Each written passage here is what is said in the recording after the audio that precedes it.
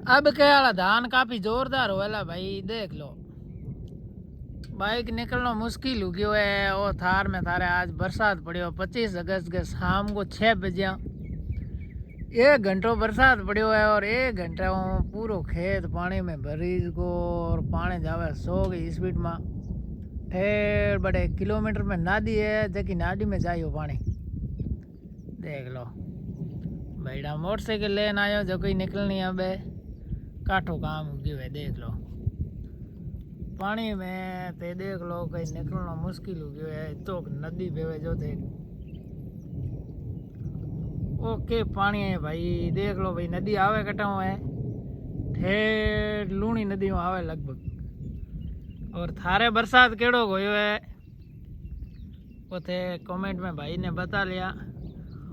और थाने चिनकी तकलीफ दा थे भाई रे इंस्टाग्राम